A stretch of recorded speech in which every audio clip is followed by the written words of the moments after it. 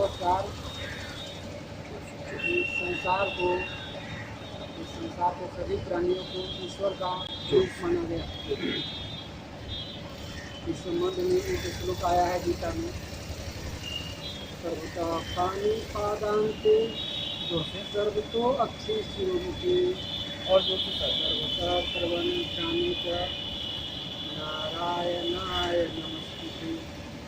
जिस ईश्वर के सब जगह हाथ है, पैर है, आँख है, मुँह है, ऐसे ईश्वर संसार में सब जगह व्याप्त है।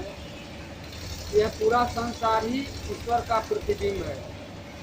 इसी को लक्ष्य करके रामचरितमानस में एक पंक्ति बनाया गया है, सिया राम मैं सब जग जानी करहूँ प्रणाम सप्रेम शिवानी।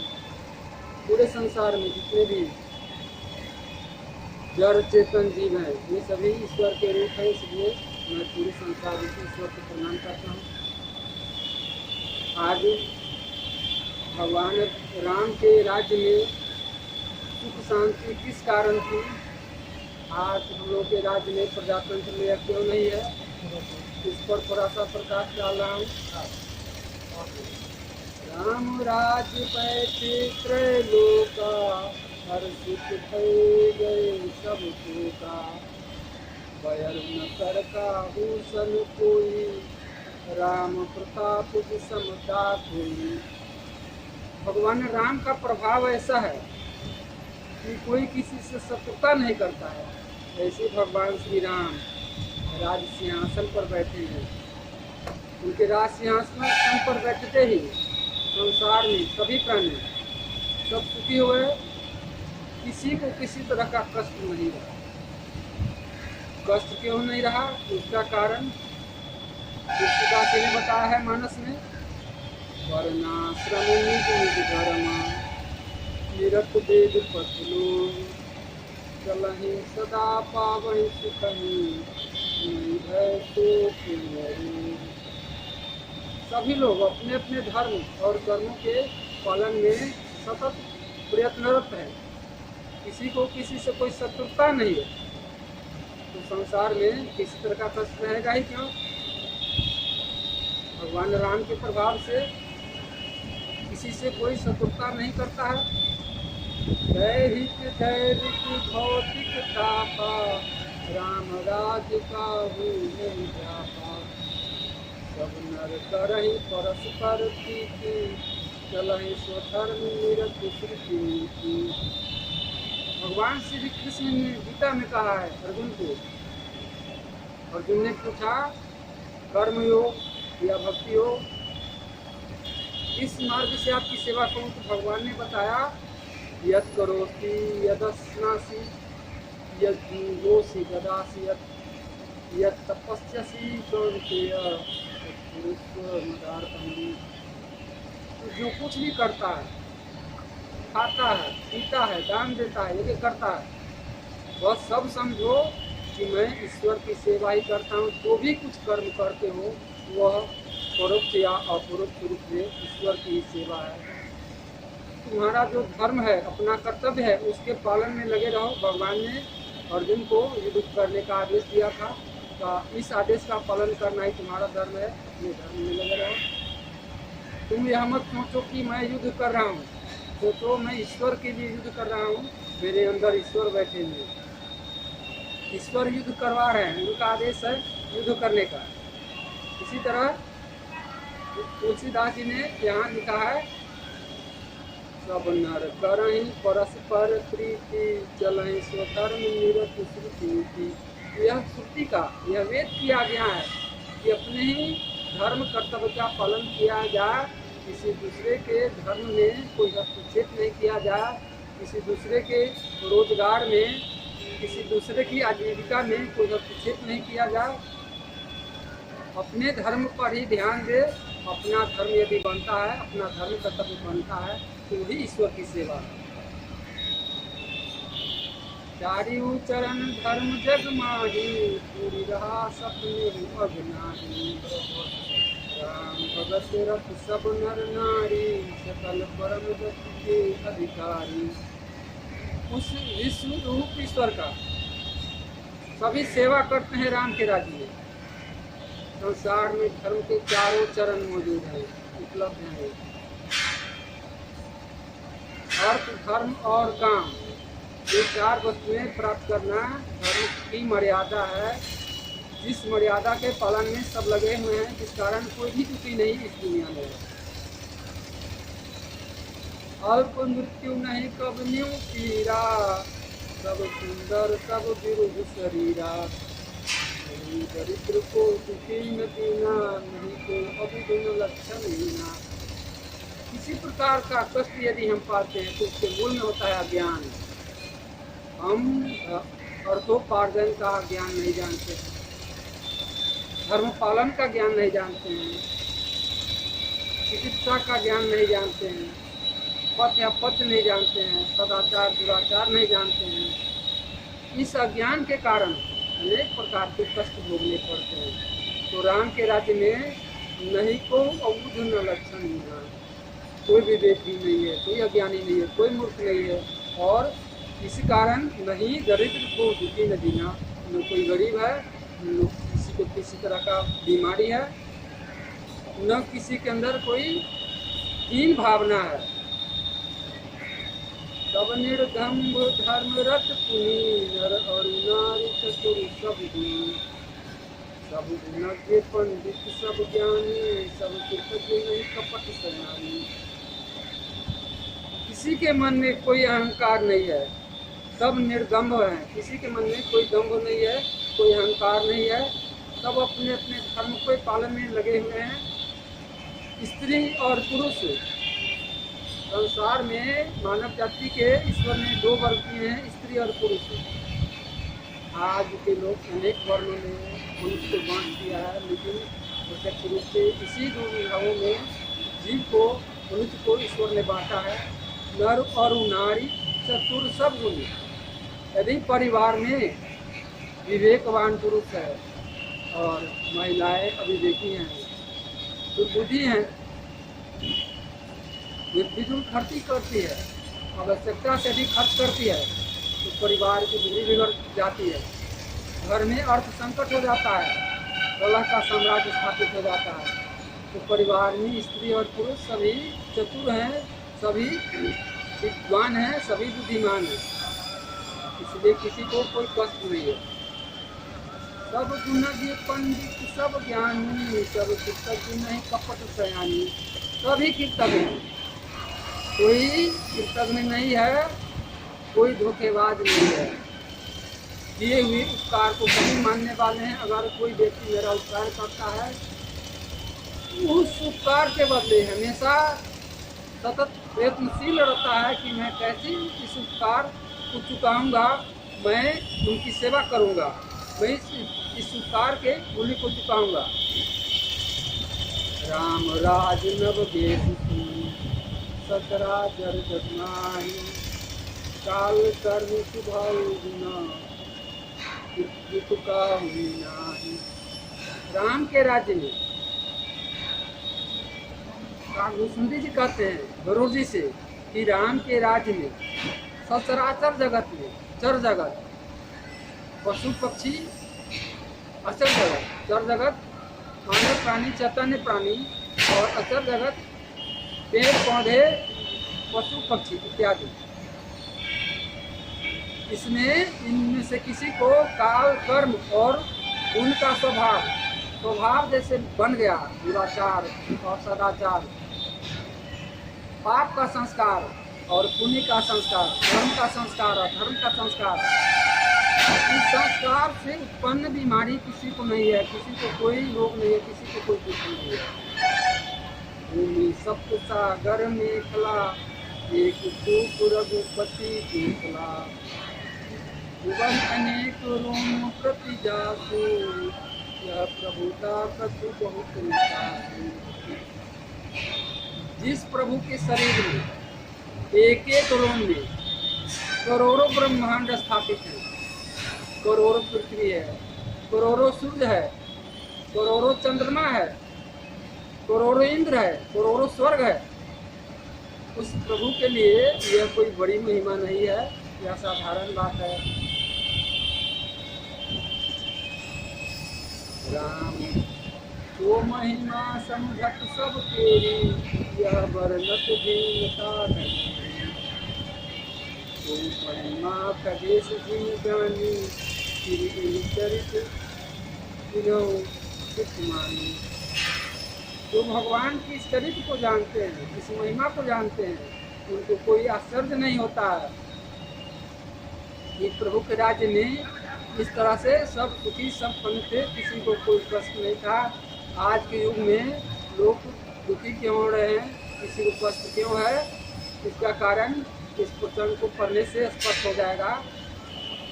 आगे कुछ कारण और बताए जा रहे हैं। दंड जनित भेद नर्तक नृत्य समाज, जीतहु मन ही सुनी अस, रामचंद्र के राज। राम के राज्य में कोई किसी से शत्रुता नहीं करता है। शत्रुता का कारण मानता है तो अपने मन से मानता है। अपने मन में यदि कोई भावना आई, किसी के प्रति कोई शत्रुता आई, तो यही मन हमारा शत्रु बनता है। इसी मन को वश में करने के लिए लोग दंड धारण करते हैं, मन पर शासन करते हैं, मन को रोकते हैं। और यह दंडा किसी को सजा देने के लिए यह अभिनेता लोग, जैसे आज फिल्म होता है, नाटक होता है, इसमें लोग हाथ में दंड धारण करते हैं, शस्त्र अस्त्र धारण करते हैं। वो उन्हीं लोगों के हाथों में था। किसी राम के राज्य में किसी प्रजा के हाथ में दंड नहीं होता था। किसी को किसी से कोई शत्रुता ही नहीं थी, तो लोग दंड धारण क्यों करेंगे और शस्त्र धारण ही क्यों करेंगे। अब इस तरह के मनुष्यों का जहाँ चरित्र है, वहाँ के वातावरण कैसे होंगे। फूल ही फल ही सदा तरु कानन, रही एक संग गज पंचानन।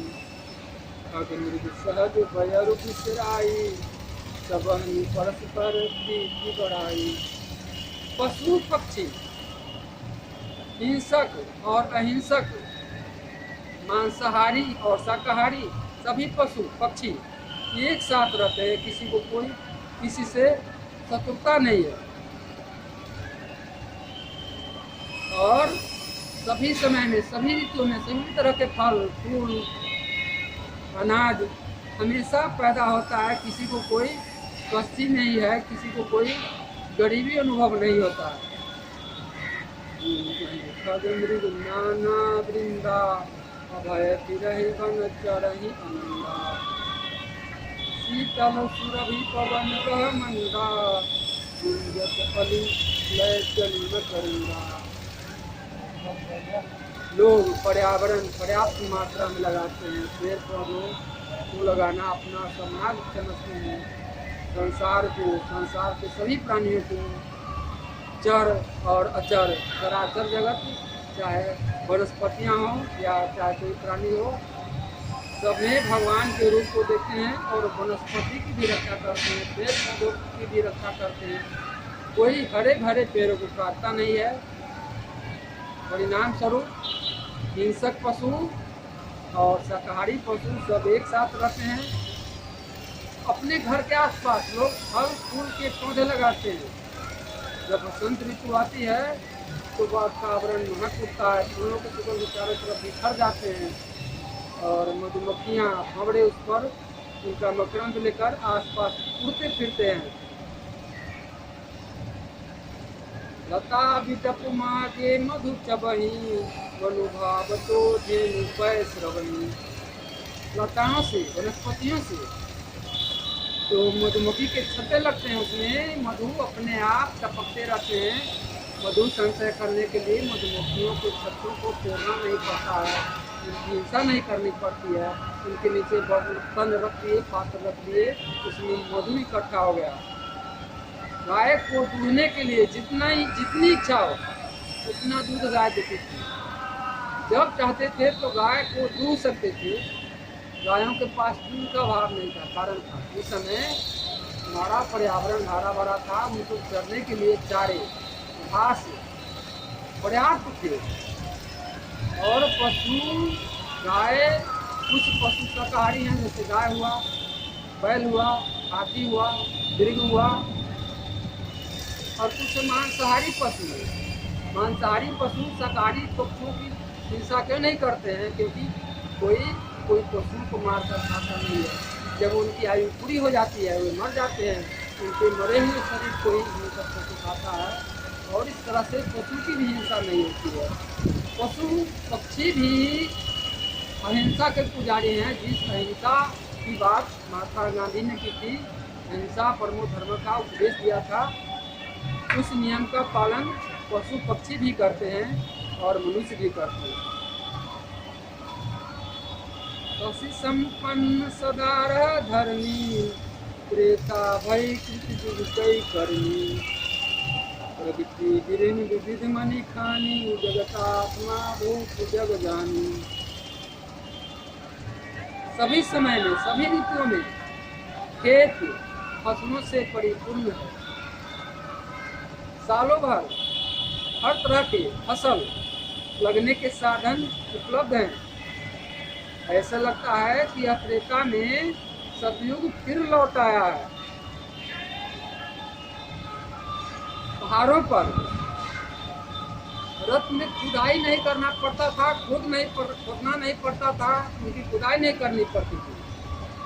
पहाड़ों पर रत्न अपने आप लोग उन पर बिखरे पाते थे और वहां से उठा कर लाते थे।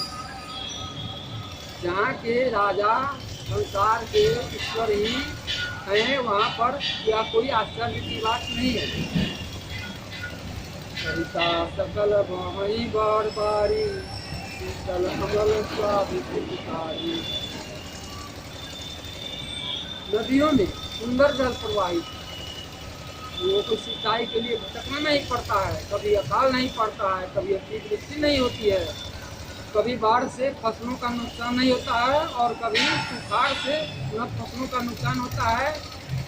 हमेशा पृथ्वी पर फसलों से हरा भरा वातावरण दिखाई देता है। सागर निज मर ज्यादा रही, जा रही रत्न तते नर लहाई। सरसिज संतु सकल तरागा, पति प्रसन्न का विभागा।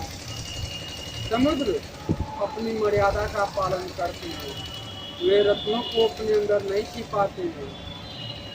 जितने भी रत्न हैं उनके तरंगों के साथ समुद्र की लहरों से बाहर आ जाते हैं और लोग किनारे पर ही उसे प्राप्त कर लेते हैं। तालाबों में, नदियों में, समुद्रों में कमल और अनेक तरह के फूल खिले हुए हैं। उन्हें प्राप्त करने के लिए लोगों को कोई कठिनाई नहीं होती है। सभी दिशाओं में उनकी खुशबू भरी हुई है और कहीं भी किसी को कोई प्रदूषण का शिकार नहीं होना पड़ता है। इस तरह से राम के राज्य में पूरी सुख शांति है। राम राज कर सुख संपदा, बरनी न सकहि फनी सितारदा। सब उदार सब पर पुकारी, पुत्र चरण सेवक नर नारी। आज के युग में विद्वानों का सम्मान नहीं है। विद्वान अगर कोई बात बताते हैं, कोई धर्म का आचरण बताते हैं, तो उन्हें जो भ्रष्टाचारी लोग हैं, दुराचारी लोग हैं, उनकी अवहेलना करते हैं, उनकी बात नहीं मानते हैं। राम के राज्य में उन विद्वानों का सम्मान था, इज्जत था, उनको बुलाया जाता था, उनको सत्सम्मान, उनसे सलाह लिया जाता था और इस तरह से सब लोग सुखी थे। वे उस ज्ञान के बदले उनका उपकार करते थे, उनकी सेवा करते थे। इसलिए राम के राज्य में सुख और संपत्ति की कमी नहीं थी। राम के राज्य की सुख और संपत्ति का वर्णन सरस्वती और शेष नाग भी नहीं कर सकते। एक नारी व्रत रत सब धारी, मन बत क्रम पति हितकारी। एक कारण और मनुष्यों के सुखी रहने का बताया गया है। राम के राज्य में जनसंख्या पर रोक लोगों ने कैसे लगाया है? एक नारी व्रत रत सब झारी।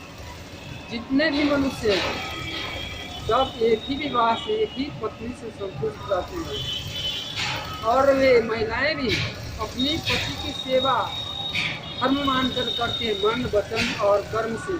पति की ही सेवा करती है, अपने परिवार को सुरक्षित सुखी संपन्न देखना चाहती है, अपने परिवार के कल्याण के लिए सब प्रकार के क्रियाकलाप करती है। मई रवि तप काज मांगे बाड़ी ही जल रामचंद्र की राज।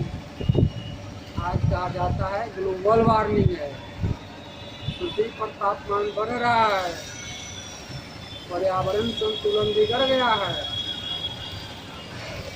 कभी अतिवृष्टि होती है, कभी अनावृष्टि होती है, कभी भयंकर पाले पड़ते हैं। कारण क्या है?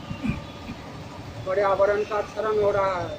लोग जंगलों को काट काट कर घर बनाते हैं, नदियों में घर बना लेते हैं, समुद्र किनारे घर बना लेते हैं। तो समुद्र अपना रत्न फेंकेगा कैसे? नदियों में पूरे कचरे बहाते हैं, नदियों में स्वच्छ पानी रहेगी कैसे? हमारे फसल भी दूषित होते हैं, हम जो अनाज खाते हैं, साग सब्जियाँ खाते हैं, उनमें भी वे विषैले प्रभाव प्रवेश कर जाते हैं और हम लोग रोगी होते हैं। राम के राज्य में पर्यावरण संतुलन पर ध्यान दिया जाता था। परिणाम स्वरूप समय पर वर्षा होती थी, लोगों की इच्छा होती थी, जब उनकी इच्छा होती थी, जरूरत समझते थे कि खेतों में सिंचाई के लिए पानी चाहिए तो वर्षा होती थी। जब शरद ऋतु में शीत से लोग बेहाल होते थे, इच्छा करते थे सूर्य की धूप की, तो सूर्य जितना गर्मी मनुष्य सह सके उतना ही अपना तापमान बनाकर धरती पर उगता था। कोटिन बाजी में प्रभु की जातक सकल अजाजक की। भगवान ने अनेकों अश्वमेध यज्ञ किए। अश्वमेध यज्ञ क्या है? अपने आप पर संयम, अपने क्रोध पर संयम, अपनी इच्छाओं पर संयम, अपनी दुर्वासाओं पर संयम, अपनी बुरी इच्छाओं पर संयम करना ही अश्वमेध है। और एक अश्वमेध राजाओं के समय किया जाता था। घोड़ा छोड़ा जाता था, जो लोग धर्म नहीं मानने वाले हैं, दुराचारी हैं, उनको चुनौती दिया जाता था कि तुम्हारे राज्य में पृथ्वी पर एक सदाचारी राजा है, अपना दुराचार छोड़ो, नहीं तो हमसे युद्ध करना पड़ेगा। जो चुनौती स्वीकार करता था उसे युद्ध करना पड़ता था और युद्ध में उन्हें पराजित करके अपना धर्म स्वीकार करवाया जाता था, उन्हें सदाचारी बनाया जाता था। भगवान के राज्य में किसी को कोई कमी ही नहीं थी, किसी को कोई तकलीफ ही नहीं थी। लोग एक दूसरे से लड़ेंगे झगड़ेंगे क्यों? सब सुखी थे।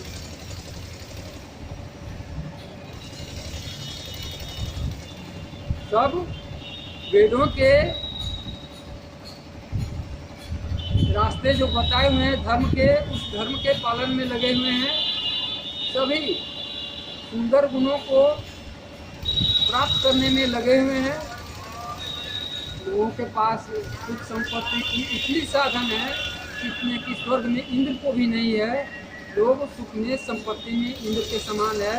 पृथ्वी ही उस समय स्वर्ग बनी हुई थी, स्वर्ग से भी सुंदर बनी हुई थी। पति अनुकूल सदा रह सीता, सुधा खानी सुशील विनीता। पत्नी को अपने पति की सेवा कैसी करनी चाहिए, यह राम के राज्य से, रामचरितमानस के आदर्श से यह समझा जा सकता है।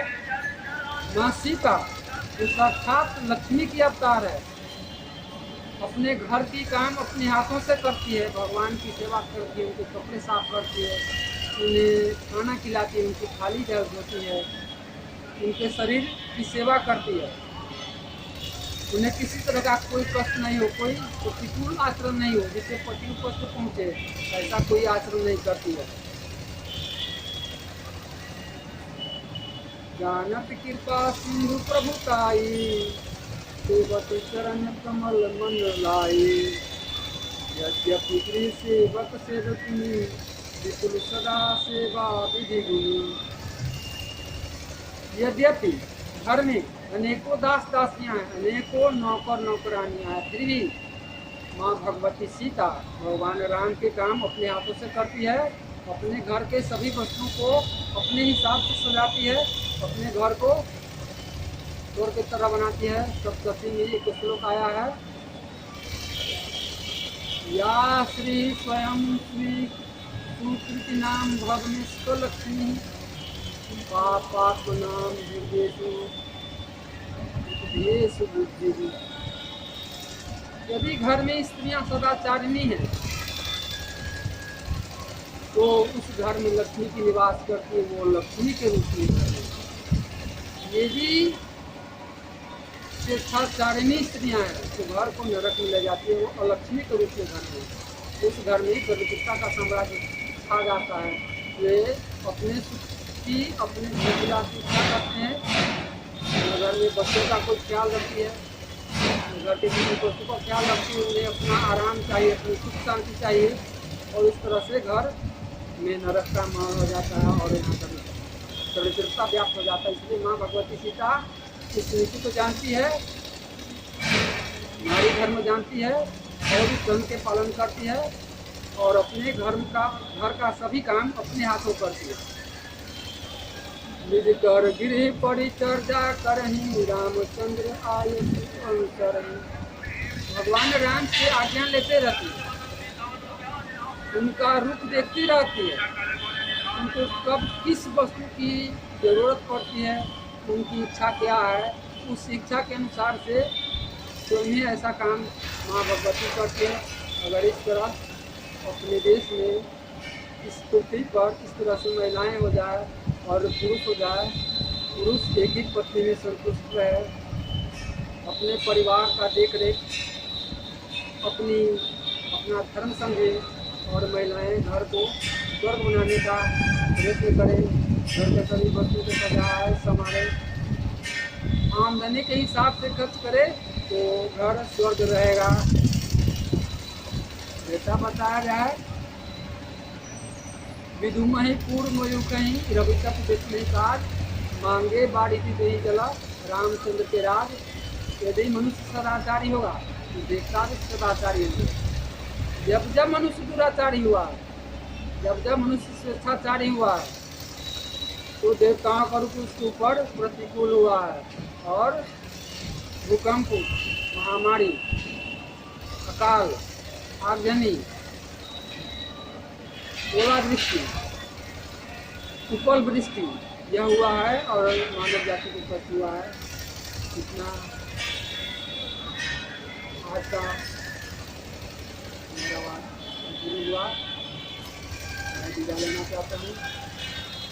जय हिंद, सर्वे भवन्तु सुखिनः, सर्वे सन्तु निरामयाः, सर्वे भद्राणि पश्यन्तु मा कश्चित् दुःखं। संसार के सभी प्राणी सुखी हों, सभी लोग सुंदर सोचे, सभी लोग अच्छा आचरण करें, किसी को कोई कष्ट न हो। ओम शांति शांति शांति। हमारे ऋषियों ने, हमारे पूर्वजों ने, विद्वानों ने इस अंतरिक्ष को, इस पृथ्वी को, इस हवा को प्रभु के स्वरूप में जाना है और कहा है शांति पृथ्वी शांति रोषधय, शांति आप, शांति देव, सामा शांति देवी। ये सब शांत हो और मानव जाति को शांति सुख शांति प्रदान करे।